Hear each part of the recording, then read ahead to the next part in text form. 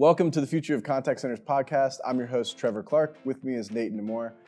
We are here to talk about contact centers and the changes in technology, the trends that we're seeing. And today, specifically, we're going to talk about contact center management hacks and tie it back to how we see the gig economy. And this is a topic we talk about a lot, how the gig economy is actually advancing, I guess, one of the more significant advancements in our industry. Anyway, again, Nate, great to be with you here. Always. Anything else you want to talk about today? I mean, I know the topic is hacks, but I think we look at it as almost like must-haves. You know, I don't really believe in hacks in life. You know, you got to work hard and you have to put processes in place. And I think GigCX really unlocks that. So I'm excited to talk about some of the things that are really core to our business, but can really help a lot of organizations. Yeah, and I think that when we talk about the gig economy and why it's important, I think it's always important to start with what's happening in the workforce right now and center the conversation around the agents. Mm-hmm. And if we look at, you know, this has been happening for the last 10 years, but the pandemic certainly exacerbated some of the trends that we're seeing. Sure. Which there's a book I really like.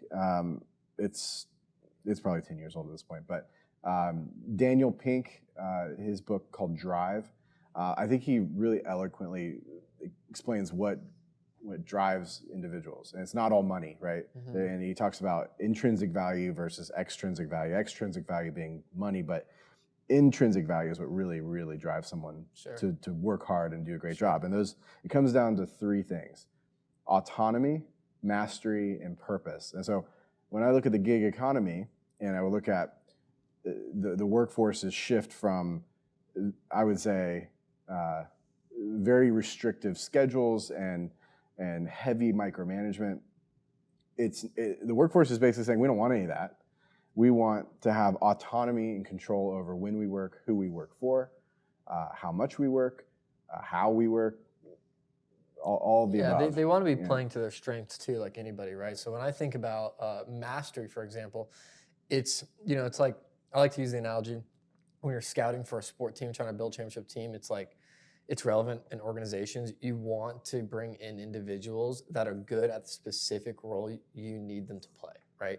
And so the individual wants that as well. And so, we try to do that. We talk about with AI matching, so that's one way we try to put people in positions to succeed and win, but that only benefits the individual. And it's not just from an agent level, that is across the world, that idea of putting people in positions where they feel that they can exploit their strengths, they get good only leads to benefits. Yeah, if you don't feel like people don't want to do things they don't feel like they're good at, right? And so if they feel like they can get good at it and they can progress, that creates engagement. Right. So having total control over when you work, how much you work, all that, then feeling like you could be really good at that thing you're doing. And mastery creates purpose.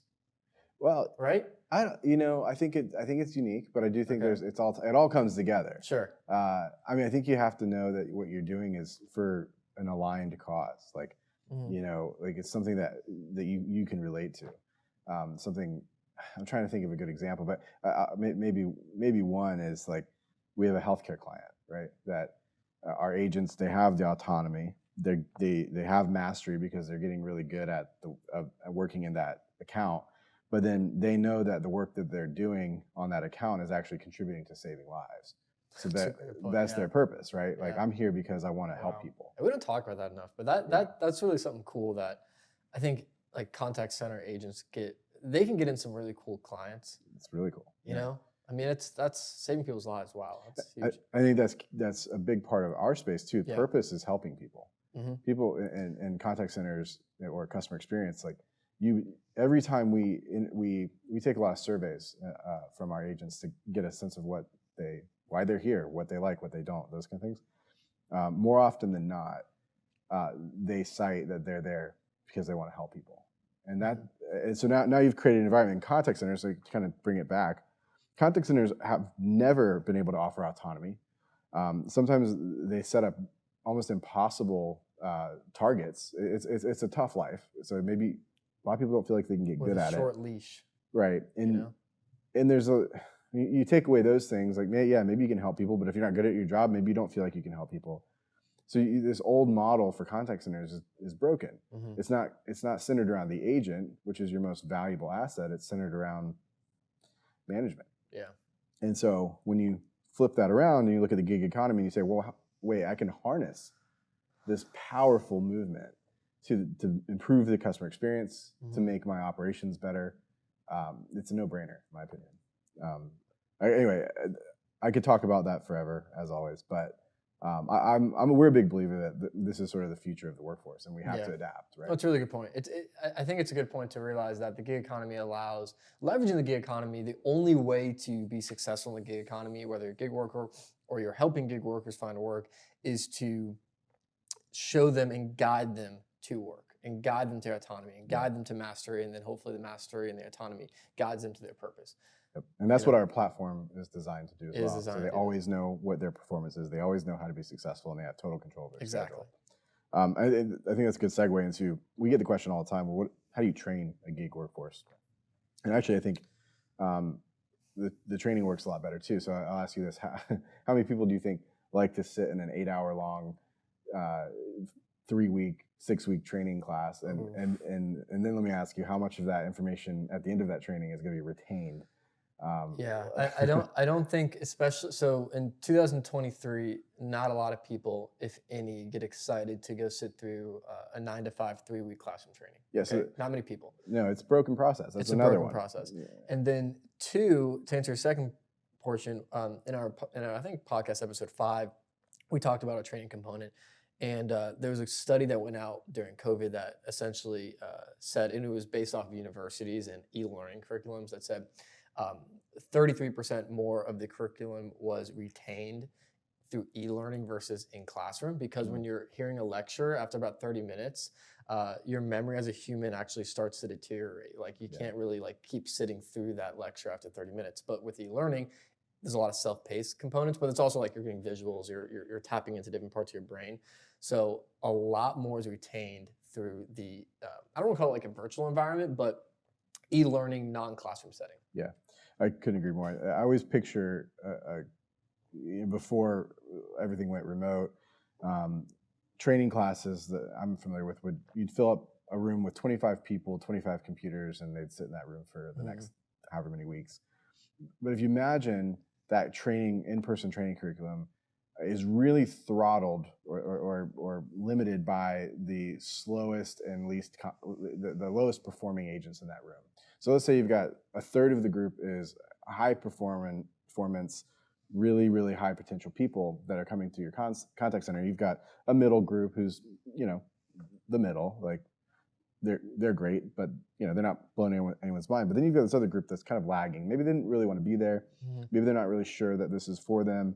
They're not getting the concepts. They're disrupting the class. What's actually going to happen in that environment is the classroom is going to tend to pace more towards that latter group, and then the people that are getting the content really quickly and moving through it efficiently and understanding it are going to get frustrated, and they're going to get held back. So you've created this model, or the old way of doing this has really diluted your ability to bring in and attract high performing agents. So when you can move it to where it's self-paced, those high performers are going to breeze through the content faster, and you can validate that. And the low performers are going to take their time or maybe self-select out. And so by I always say flexible agents, like you want the flexibility that the gig economy provides, they need flexible training. Yeah. So this model is not only better to deliver better training, but it's also necessary for people that need autonomy over their time. Well, flexibility is a good point. Like a gymnast, they need to be flexible, so they're doing flexibility movements, right? Yeah. I mean, it's the same thing. It's a weird analogy, but you painted that classroom training image really well. So let me ask you a question. So what % of people that go through a classroom training, let's say it's 20 people, are high performers?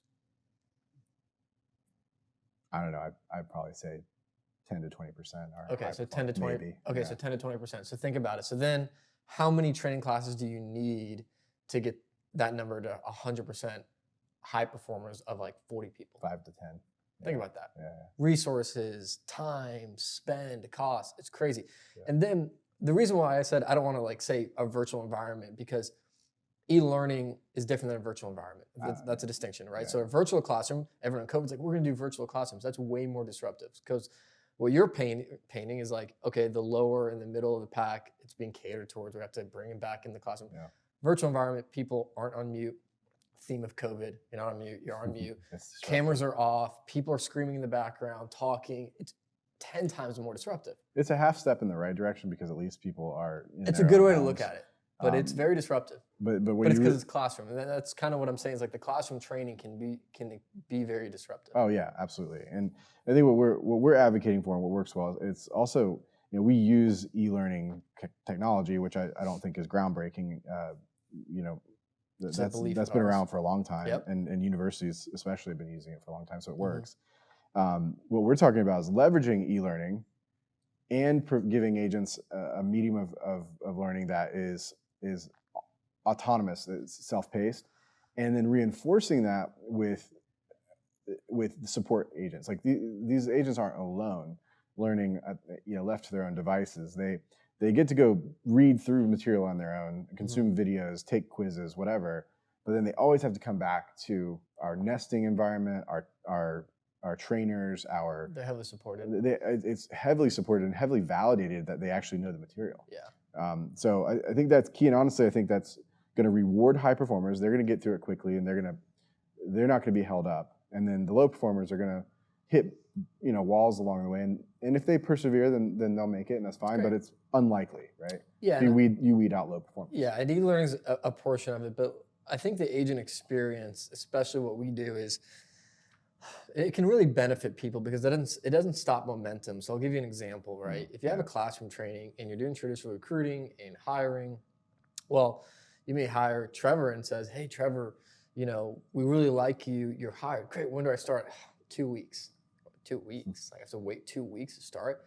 Where with our model, it's like, no, you can start, as soon as you clear the background checks and all that, which presumably they already did before we'd hire them, of course. But once they've checked all those boxes, you start, right? So they're not losing momentum. They're interested in shift off. They're interested in working on a new campaign. And then we're like, boom, here you go. It's a rolling recruiting process. Yeah, you give them the next steps, right? There's always a next step. Yeah. Which is awesome. And then you can you keep going to the agents that you think would qualify, and you kind of create this waterfall.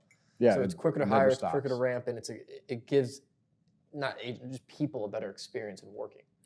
That's the modern kind of expectation too for the workforce. I mean, if you want to drive for Uber, you don't wait for your training class. Well, it's just like with anybody in life, right? I mean, when I a real life example with me, when I came in with you almost a year ago now, which is crazy, but I couldn't wait to start, but I had to wait 2 weeks. You have to, right? That's but it's the same. It's the same idea. It's the same thinking. It's like you don't want to stop the momentum, right? You were allowed to start the next day. You 2 weeks was. Well, I know what you mean. There's courtesy at that point. Yeah. But so, anyways, I think it's we like to talk about e-learning, and I think you brought up a good point. Like we just believe in it. We're not. It's not revolutionizing anything. It's the best path forward. It's right for the new workforce. Exactly, but it gives people really just a good human experience for a job. Yeah, I think, and to the other benefit of the workforce. So back to management hacks, right? So we talk a lot about workforce management. We talk a lot about how that actually drives cost savings. So this new workforce is a really good thing. It's if you start to refocus around the agent experience, you start to realize that you can make it a better work environment in a contact center, which means you're going to, have a better customer experience. You're going to create a better training experience. I mean, your agents are going to know their stuff better. They're going to be more productive, going to be more effective with the customers. And then you're going to realize that you can put people in the right place at the exact right time to make your operation very efficient. So we actually see that 35 to 50% cost savings is standard when we go and work with a new customer using this model. And there's nothing secret about it. It's having the exact right number of people at the right time is, again, 30 to 50% lower cost. Yep. You're not sacrificing the agent either. You're paying them. We believe that we want to, autonomy, mastery, and purpose are key, but in paying people competitively ensures our success. So that's how our agents are making more, and they have all this control of their time. Sure. And what an unbelievable value prop. It guarantees success, in my opinion. So I think those are the things that are happening right now, specifically in the gig workforce, that can really be a management hack in the contact center, no doubt. Like I think every contact center leader should be exploring this at least. Yeah, I think one thing is, and maybe one of the last topics is you're able to, with the gig CX model, scale without the overhead. So when you're recruiting and training and hiring, there's a lot of costs like marketing and job ads and management of the marketing and data tracking of, oh my gosh, how many people are applying, and that's time consuming in itself, right? So you get to eliminate a little bit of that as well when you're scaling with the gig CX model. Yeah, you need. That's why you bring a partner like ShiftOff. Exactly. We've got the platform that allows that to be possible. And think of it like the operating system for a gig contact center. That's what we bring, and then we manage it as well. Right. That's a great way to bow tie that. Yeah. Working on our analogies. Anyway, thank you guys for tuning in to this episode. Again, as always, if you have questions or want to reach out, please connect with us on LinkedIn. We'd love to hear feedback. If there's anything you want to hear us talk about, please let us know.